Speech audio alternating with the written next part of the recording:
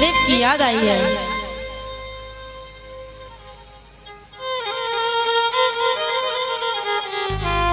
और महाराज आज उन्होंने कुछ श्लोक अपने शिष्यों को दिए, कहा इन श्लोक को जाकर के कंदराओं में बोल देना, गाना मेरा पुत्र होगा तो अवश्य आएगा।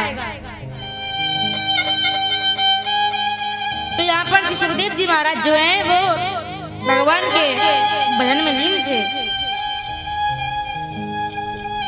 तो आज वह गए और भगवान के जो वेद व्यास जी हैं उन भगवान के श्लोकों को गाया है कि किस प्रकार वह पूतना इतनी बड़ी राक्षसी होकर भगवान को मारने को आई, पर जो गति भगवान माता यशोदा को देंगे, जो गति भगवान अपनी माँ देवकी को देंगे, वो गति आज भगवान ने पूतना को दी है।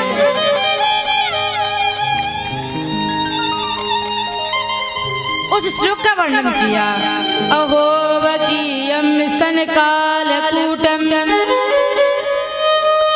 जिघांसया पाययत प्यसाधि लेभे गतिम धातु जितां ततोऽन्यं कं वा दयालु शरणं व्रजेम।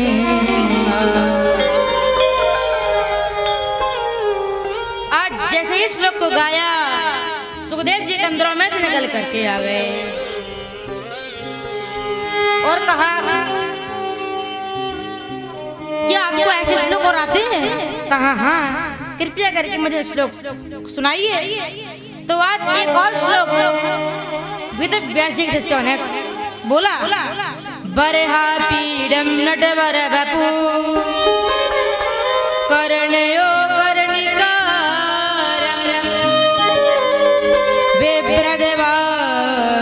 कनक कपिशं वैजयन्तीं च मालां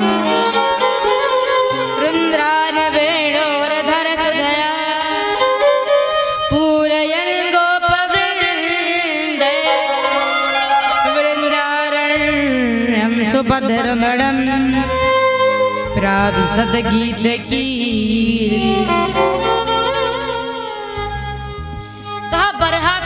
भगवान लक्के से ने कहा नट के समान लग रहे हैं।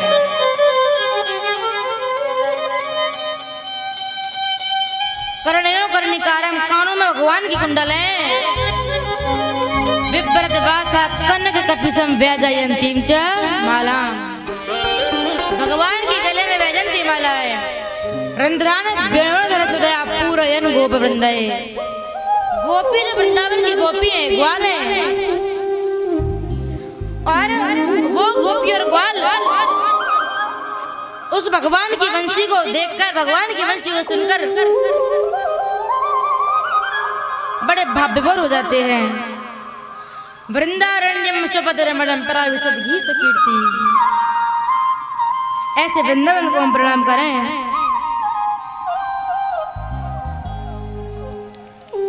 तो आज महाराज कहा कि और श्लोक आते हैं, कहा यदि आपको और श्लोक चाहिए तो आपको एक काम करना होगा, हमारे गुरुदेव हैं वेद व्यास, उनके पास चलिए, वो आपको भागवत पढ़ाएंगे। तो आज श्री सुखदेव जी महाराज जो वेद व्यास जी के शिष्य हैं उनके साथ आए और आज वेद व्यास जी ने पूरी भागवत सुखदेव जी को कंठस्थ करवा दी। सा सहितां भागवतीं कृत्वा नुक्रम्य चात्मजा सुखमध्यापयामास निवृत्तिनिरतम्।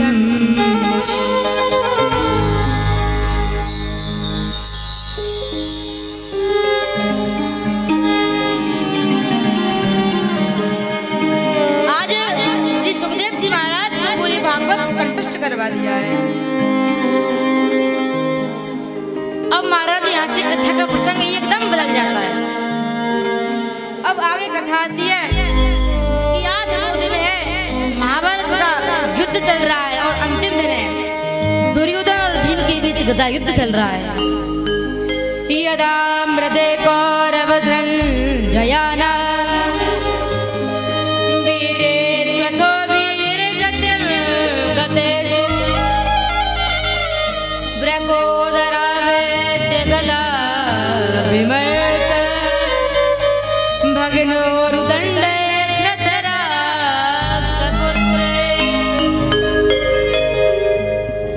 आज दुर्योधन और भीम के बीच गदा युद्ध चल रहा है और जो हमारा दुर्योधन है वे दुर्योधन उसका पूरा शरीर वज्र का हो गया है।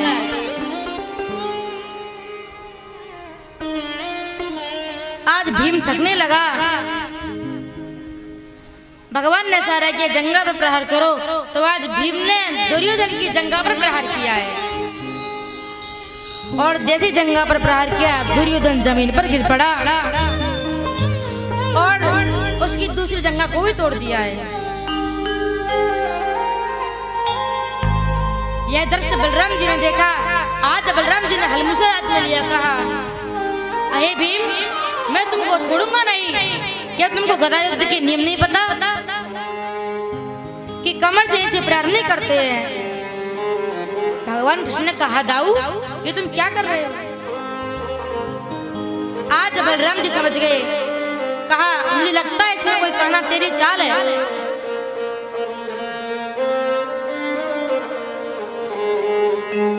आज महाराज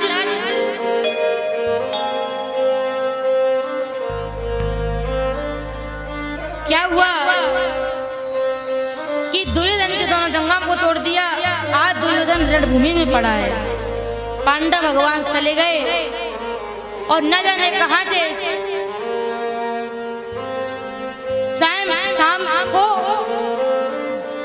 जो द्रोणाचार्य हैं पांडवों के गुरु, कौरवों के जो गुरु हैं, उनका जो पुत्र है अश्वत्थामा वो आया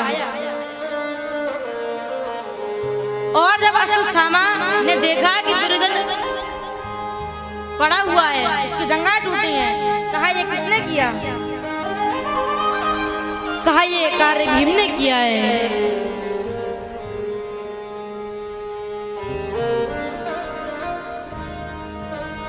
तो महाराज आज अश्वत्थामा कहता है यदि मैं सेनापति होता तो आज पांचों पांडवों को मार देता। दुर्योधन कहता है कि मुझे इस बात का दुख नहीं है कि 99 कौरव मारे गए, मेरे भाई मारे गए। मुझे दुख इस बात का भी नहीं है कि मैं मरने जा रहा हूँ। दुख है तो वो इस बात का है कि पांडव में से एक भी नहीं मरा। अश्वत्थामा बोला तुम चिंता न करो, बस मेरा तिलक कर दो। तुम एक की कहते मैं 500 पांडवों के सिर तुम्हारे आगे रख दूंगा।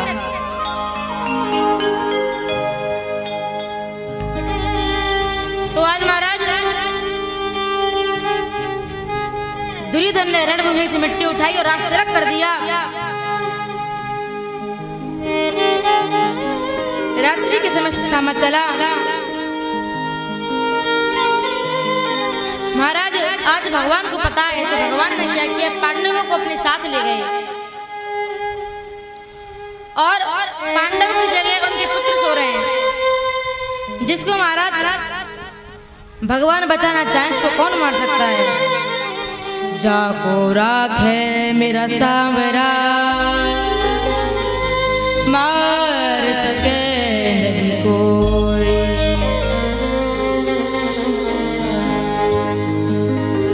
जिसकी रक्षा महाराज भगवान करते हैं उसको मार नहीं सकता, चाहे सब जगह बैरी क्यों ना हो।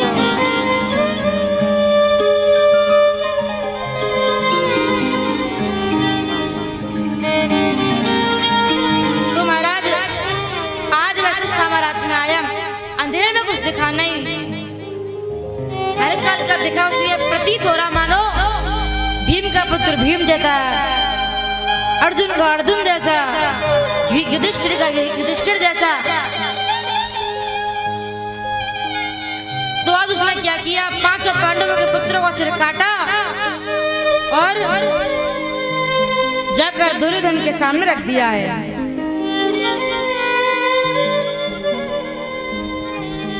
आज दुर्योधन ने कहा मुझे भीम का सिर दो, और जैसे ही दुर्योधन ने भीम के सिर को दबाया तो वह चकनाचूर हो गया। कहा ये भीम का सिर नहीं है, सच सच बताओ किसकी सिर है ये?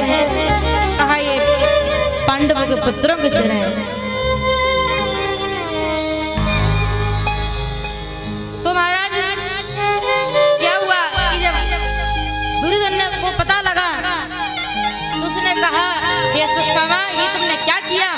तुमने हमारे वंश में कोई पानी देने वालों नहीं छोड़ा है।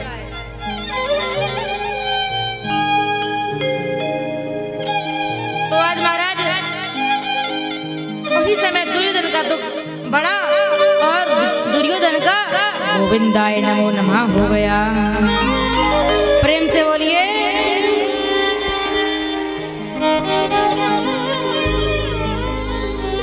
महाराज इधर क्या हुआ? इधर प्रातः काल हुआ तो आज द्रौपदी ने मन में विचार किया कि आज इतना समय हो गया, मेरे पुत्र मेरे से मिलने नहीं आए, मेरे को प्रणाम करने नहीं आए, तो आज दासी को भेजा है।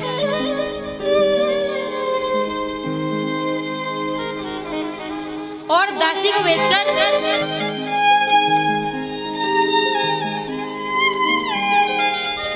आज जब दासी गई और जब दासी ने देखा कि आज तो पांडव के जो पुत्र हैं उनका धड़ है, सिर नहीं है, चिल्लाने लगी। एकदम द्रौपदी आई और जब द्रौपदी ने देखा तो एकदम वह चीख चीख करके रोने लगी है। और रोने की आवाज सुनकर आज अर्जुन और भगवान कृष्ण आए और पूछा क्या हुआ। जब इशारा किया तो अर्जुन को क्रोध आया। अर्जुन ने संकल्प ले लिया कि मैं संकल्प करता हूँ आज शाम तक जिसने भी इस पुत्रों को मारा है मैं इसको प्राणदंड दूंगा। आज रथ तैयार किया। इधर अश्वस्थामा को पता चला कि अर्जुन मुझे मारने आ रहा है तो धरती कांपने लगी।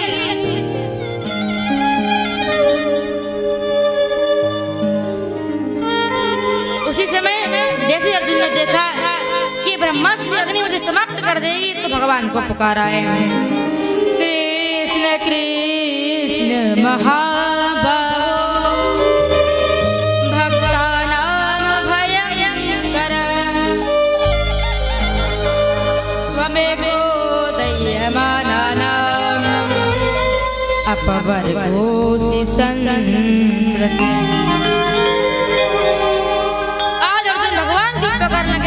रक्षा कीजिए, यदि आपने मुझे आज नहीं बचाया तो ये अग्नि मुझे समाप्त कर देगी। भगवान ने कहा अर्जुन जिस प्रकार लोहे को लोहा काटता है उसी प्रकार अस्त्र को अस्त्र काटेगा, ब्रह्मास्त्र चला दो। आज उसी समय ब्रह्मास्त्र चला दिया।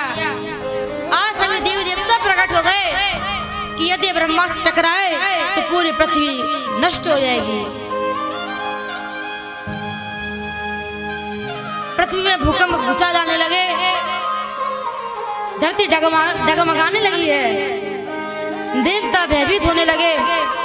तब भगवान ने कहा अर्जुन ब्रह्मास्त्र वापस लो। आज अर्जुन ने अपना ब्रह्मास्त्र वापस लिया।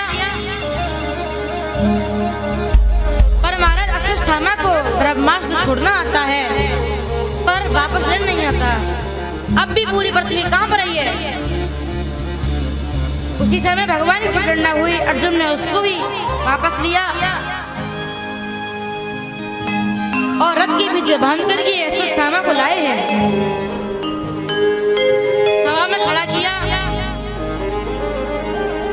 और आज द्रौपदी से कहा देखो ये है तुम्हारा बाल हत्यारा, इसने तुम्हारे पुत्रों को मारा है, अब इसको क्या दंड दिया जाए।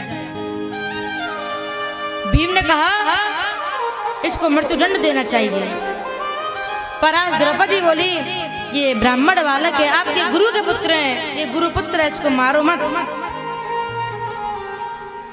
उपाय करें क्या? भगवान से पूछा। भगवान ने कहा जो दुर्योधन किसने सहायता की है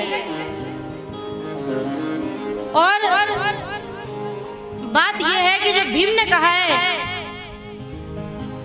कि बाल हत्यारा है, बाल हत्यारों को छोड़ना भी नहीं चाहिए और द्रौपदी भी सही कहती है ब्राह्मण पुत्र को भी मारना भी नहीं चाहिए, तो करे क्या? एक तरफ मारो या मत मारो और दूसरी ओर अर्जुन का वह संकल्प है।